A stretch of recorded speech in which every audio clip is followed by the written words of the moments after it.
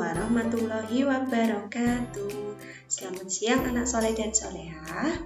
Hari ini Bu Intan akan menyampaikan tentang manajemen waktu. Apa sih manajemen waktu itu? Jadi pertama kita belajar tentang tujuan pembelajaran. Tujuan pembelajaran manajemen waktu yaitu peserta didik dapat mengenal potensi diri serta berusaha mengoptimalkannya untuk meraih sukses di masa depan. Nah, persepsinya apa? Manajemen waktu merupakan perencanaan, pengorganisasian, penggerakan, dan pengawasan produktivitas waktu. Jadi prinsip utama dari pengelolaan waktu secara efektif adalah pembagian waktu untuk kegiatan-kegiatan belajar, bekerja, bersosial, dan istirahat. Kiat utama untuk mengelola waktu adalah fleksibilitas dan disiplin. Nah, jadi kalau kalian ingin mengelola waktu yang baik, kalian harus bisa manajemen atau belajar untuk bersikap disiplin.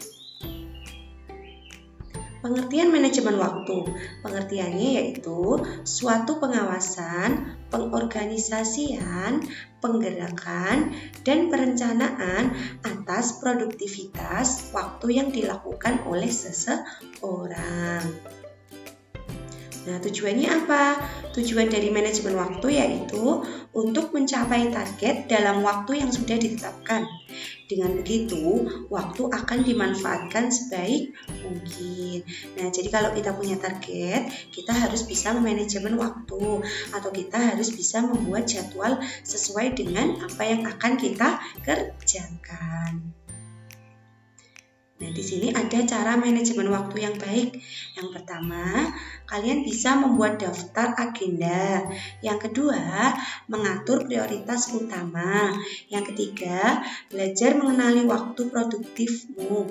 Yang keempat, jangan menunda-nunda waktu. Yang kelima, abaikan gangguan yang ada di sekitarmu. Nah, kalau kalian bisa menerapkan ini, insya Allah kalian sudah bisa disiplin dalam menggunakan waktu sebaik-baiknya. Jadi kalau kalian mau belajar udah ada waktunya, kalian bermain udah ada waktunya kapan, membantu orang tua juga udah ada waktunya. Cara-cara memanajemen waktu. Nah, di sini caranya pertama gunakan pensil. Nah, kalian bisa ambil pensil dulu atau kertas atau buku ya. Kalian bisa tulis jadwal mulai bangun tidur. Kemudian gunakan kalender. Kalender di sini tujuannya supaya kalian bisa tahu misalnya ada tugas yang harus diselesaikan tanggal 5. Nah, tanggal 5 itu hari apa? Kalian bisa buka kalender misalnya hari Selasa. Kalian tulis hari Selasa. Kemudian rencanakan aktivitas mingguan Anda. Nah, kalau udah dibuat kegiatan atau jadwal Senin sampai Sabtu atau sampai Jumat, hari Minggu kalian bisa gunakan untuk istirahat atau mungkin aktivitas di luar pembelajaran, misalnya bermain dengan teman, membantu orang tua, atau melaksanakan kegiatan rekreasi atau refreshing ya. Kemudian buat daftar kerja harian Anda. Nah, di sini daftar kerja harian itu maksudnya kegiatan atau jadwal belajar. Kalian bisa nulis seperti yang tadi sudah kalian sediakan dengan pensil, kertas atau buku. Dibuat misalnya ada kolom nomor, tanggal, kegiatan yang akan dilakukan atau deadline tugasnya dikumpulkan kapan dan tugasnya itu apa saja bisa ditulis dalam pembuatan jadwal. Nah, dampaknya apa? Dampak manajemen waktu yang buruk.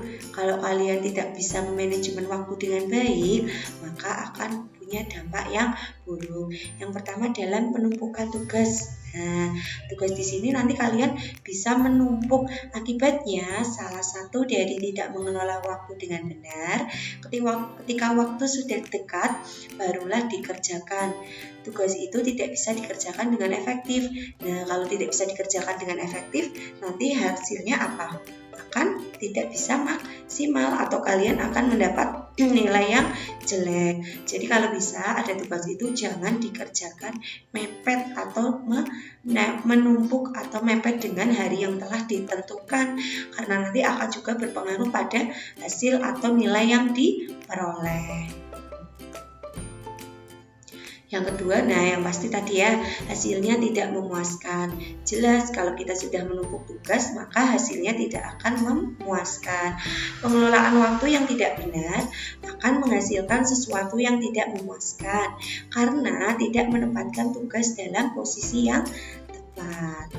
Yang ketiga, menjadikan diri malas. Kalau kalian suka menumpuk tugas atau mengerjakan tugas mepet, maka itu kalian akan menjadi malas untuk mengerjakan tugas. Karena nanti tugas yang akan dikerjakan akan bertambah semakin banyak dan hasilnya pun nanti tidak akan maksimal. Selain itu, dampak buruknya yaitu menjadikan diri kita menjadi malas. Malas tidak akan bisa merubah hidup menjadi lebih baik, malah akan menjadi lebih buruk. Nah, ini juga ada tips ya, supaya kalian bisa memanajemen waktu lebih baik ya. Yang pertama, jangan takut untuk menolak ajakan orang, seperti tadi ya. Jadi kalian tidak usah takut untuk menolak ajakan orang. Yang kedua, kenali kapan kamu dapat bekerja dengan produktif. Nah, buatlah perencanaan atas tugas-tugasmu. Kemudian buatlah daftar kegiatan yang harus dilakukan dan diselesaikan. Hindari hal-hal yang bisa membuat kamu tidak fokus dalam bekerja atau belajar. Selanjutnya bagi tugasmu menjadi bagian-bagian kecil yang lebih mudah untuk dikerjakan. Dan buatlah jadwal dan janganlah menunda-nunda kegiatan. Bila sudah ada jadwalnya, maka kerjakan yang saat itu juga. Demikian materi dari manajemen waktu yang Ibu Intan sampaikan.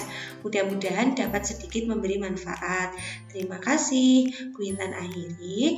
Wassalamualaikum warahmatullahi wabarakatuh.